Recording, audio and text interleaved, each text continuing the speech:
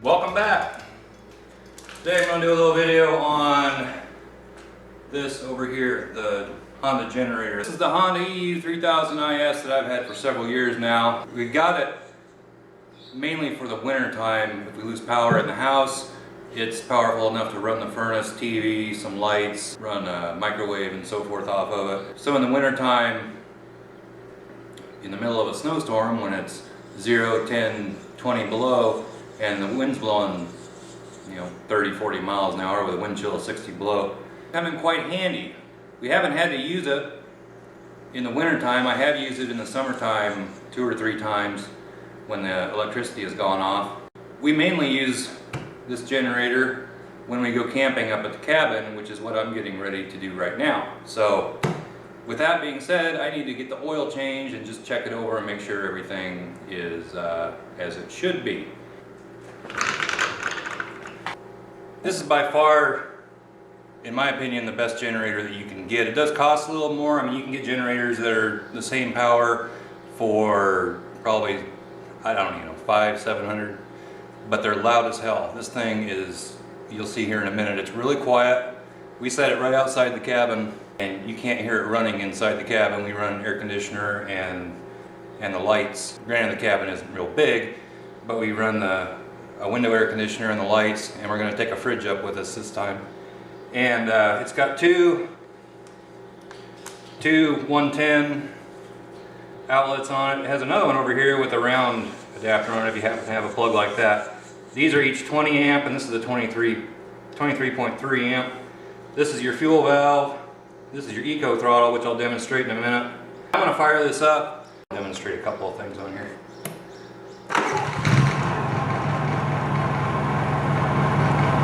I haven't started this since last summer and started right up. I don't know how full the fuel is. It looks like it's pretty full of old fuel, but as you can tell, it's not real loud. And this is how it sits up at the cabin running air conditioner and lights, just like this. If you happen to get a load on it, it'll automatically jack up like that, or you can just leave it like that if you know you're going to be putting light and heavy loads off and on it. So I would just put it down in the eco throttle mode, and it sits there and runs like that 24 hours a day. When you want to haul it home, you shut the fuel off, let it pretty much run out, and then there's no fuel in the carburetor or anything. Let's leave that on for now.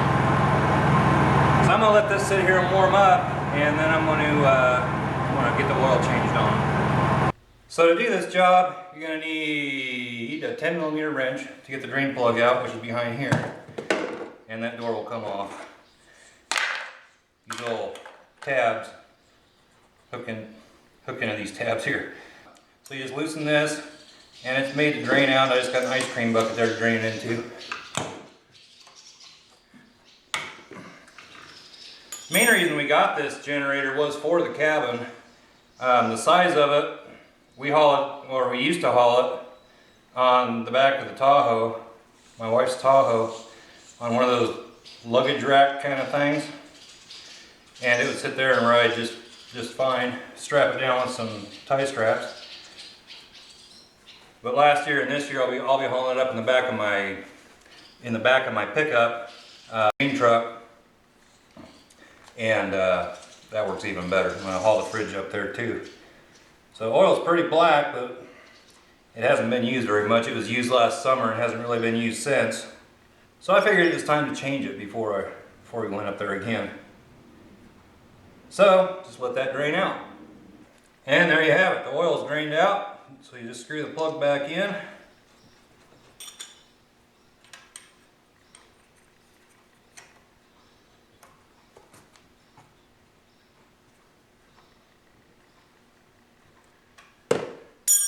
And your oil is drained. Now all you gotta do is take the dipstick out and fill it with oil. I don't remember, I don't have the book for it anymore. I didn't look it up. I don't remember exactly how much these take. It's not a whole lot. Once you get it clear full, You might even tip it up just a little bit and put a little extra in. I've heard that they don't fill quite completely full, but I've never had the low oil light go on, so I just fill it until it's full. And I'm going to tuck a rag down under here because I am sure to spill probably. Just happen to have had a hose with a screw cap that fits oil bottles. I don't know if this is what I used last year or what. That's what I'm going to use this year. So you fill that clear full, and then you're full. Then you just put the cap back on. All done. Clean that up a little bit because it managed to, not only did I spill a little bit, it managed to overflow. Took almost a quart. At least 2/3. I think they take like 22 ounces or something like that.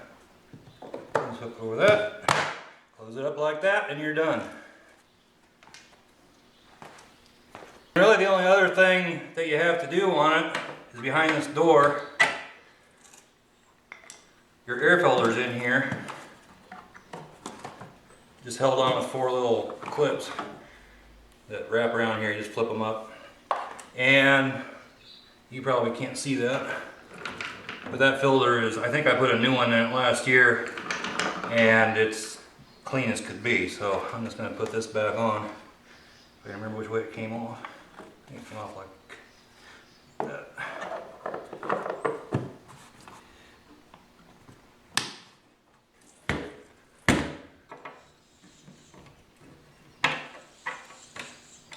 And that's all there is to that.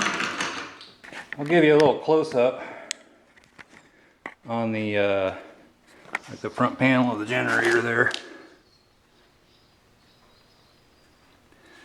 We put this big shoestring on this, bright orange for one, but it's tied around the handle on this. We lost the key to it, and we bought this through our John Deere dealer.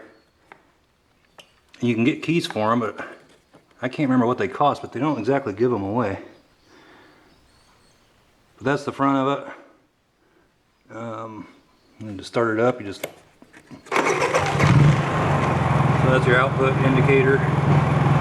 Overload, oil alert if your oil gets too low. It's got a fuel gauge up on top, which it's almost clear full right now. And that's pretty much all there is to it. So I'm going to let that run for a while. And we use that up at the cabin all the time. I leave it running day and night, unless we go into town or something, which even then sometimes we just leave it running so the cabin's nice and cool when we get back. It uses maybe 5 gallons a day the way we're using it. You use it under a real heavy load, of course it would use more, but it just sits there and runs like that pretty much all day long. And there's the hardest working dog in show business again.